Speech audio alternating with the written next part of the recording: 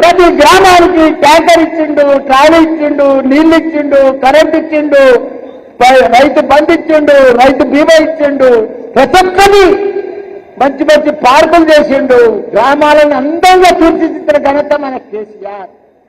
మన హైదరాబాద్ లో 3 లక్షల ఐటీ ఉద్యోగాలంటే 9 లక్షలకు తీసుకొచ్చిన ఘనత మన కేటీఆర్. ప్రపంచమంతా తిరిగిండు, దావోస్ పోయిండు, ప్రపంచ దేశాలన్నీ తిరిగి మన హైదరాబాద్ చిత్రపటంలో గుర్తింపు తీసుకొచ్చి ఐటీని number 1 Google, Facebook, Apple, Amazon లాంటి కంపెనీలన్నీ కూడా వాళ్ళ హెడ్ క్వార్టర్స్ అన్ని కూడా మన హైదరాబాద్ కు తీసుకొచ్చిన ఘనత మన కేటీఆర్ సార్.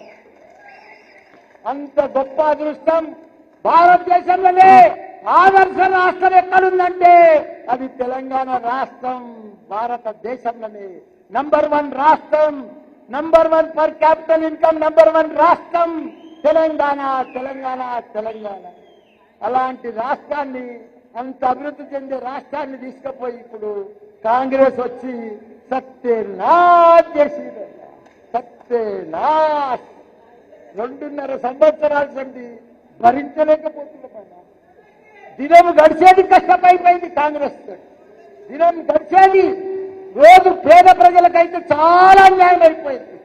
అన్ని అబద్ధాలు చెప్పారు, ప్రభుత్వంలోకి వచ్చింది ఇంకా చూడ మాటలు, దబాబు, దాగులు, కూలగొట్టడు, హైడ్రా.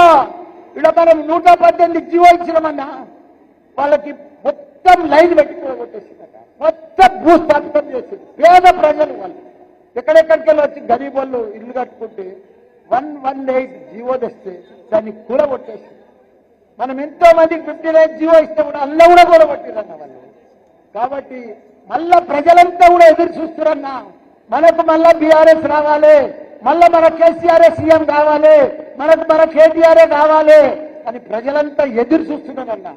మనకి ఇప్పుడు రైట్ టైం అన్నా, మనం కొద్దిగా కష్టపడాలి, మనం అందరం కూడా కార్యకర్తలను మళ్ళా కాపాడుకోవాలి. ఇప్పుడు ఎవరు